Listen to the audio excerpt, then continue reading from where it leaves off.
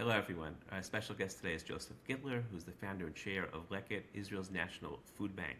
Welcome, Joseph. Thank you for having me. Great.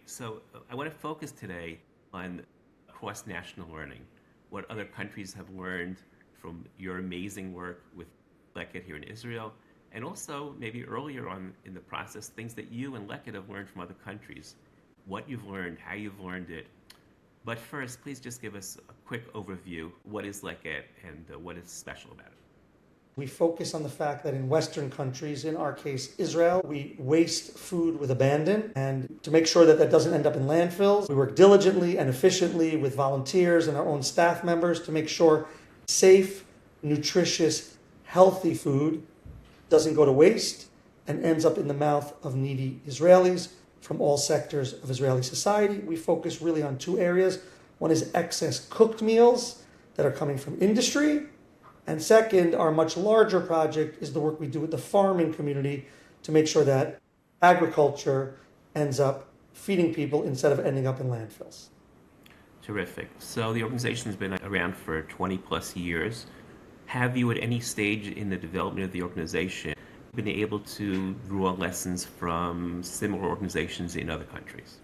Certainly. Well, I would say our origin story is me going to Canada 23 years ago because I had this idea about forming a food rescue operation, and I started to research, and I needed to go to Toronto anyway, where my wife is from, and I saw they have an organization, Second Harvest Canada, and I got in touch with them, and they couldn't have been more generous with their time.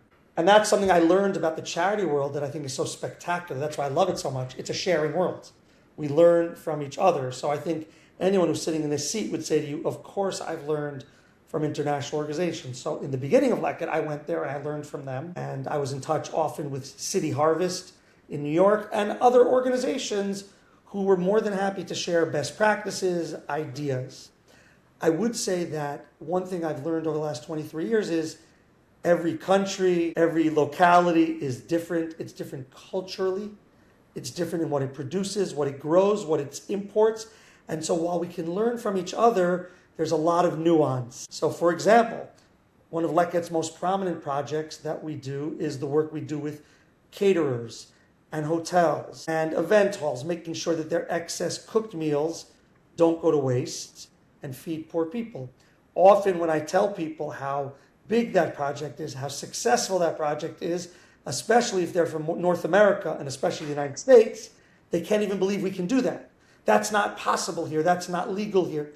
Everything's legal. It's legal there also. But culturally here, we just have a different worldview when it comes to litigation, tax deductions.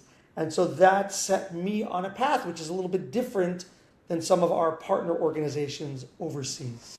That's terrific. Could you give another example of maybe you faced an issue or a challenge and you looked through your board or through your network of people of something else that you learned from the country and what adaptation you had to do?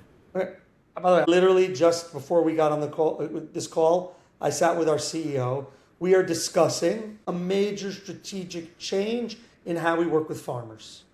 Okay? One of the things I said to him is what we're thinking of doing may not exist elsewhere, but let's see if anyone else is doing it this way, and let's try to get experience from it. It may be that we've come up with something different, and that may not be the case. My suspicion, though, is there are others who've tried this. So that's just an example. We've traveled the world. I've gone to many conferences. Look, about this, our biggest project, which you could say is biblical, right? The name Leket, gleaning. 4 or 5 years into our work, I went to Feeding America's national conference in Baltimore, and a pastor from Virginia sought me out because he said, I hear there's a gleaner from the Holy Land. And he looked for me. He said to me, I heard you're gleaning meals. Are you also gleaning fruits and vegetables? And I said, not yet. And then he told me what they're doing in America. I said, we could do that in Israel, and we have advantages. It's small. We have the right weather. We can do this year round. We have people coming from all over the world who want to volunteer in Israel. Did he teach us how to do it, best practices? But he set us off on a path. That's amazing. Okay. So it sounds like there's this really good network of organizations learning between countries. What about in the other direction? Do people come here to you or pick up the phone to you and say, hey, Joseph, I have this issue. How do you deal with it? Or do you have conferences here in Israel that people come to? How do people who are interested from abroad, how do they learn about your work? So I would say a few things. A, we've had, slower the last few years, but we've had food banks coming to see our operations tens of times from all over the world, from Greece to Nepal to the Philippines to American ones. They come, they learn from us, we learn from them. Okay.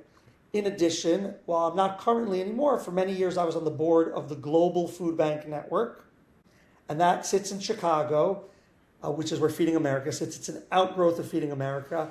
And the idea there is to help primarily seed and grow food banks in poorer countries.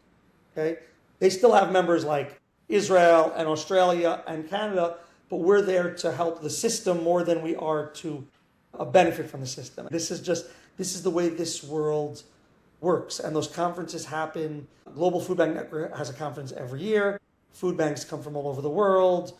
We break bread with people who, Israelis aren't normally breaking bread with, because we're all talking about the same thing, which is poverty and poverty alleviation and best practices, and trying to see what kind of clever ideas other food banks come up with that we can learn from and bring here as well. This has been terrific. I just warn you that I'm going to get back in touch with you because in other areas of the nutrition world of Israel, people are feeling a little bit isolated, some of them, and there aren't networks. And maybe we can learn from your experience about how to either patch into existing networks or create new networks. So thank you so much for joining us today. Thank you for having me.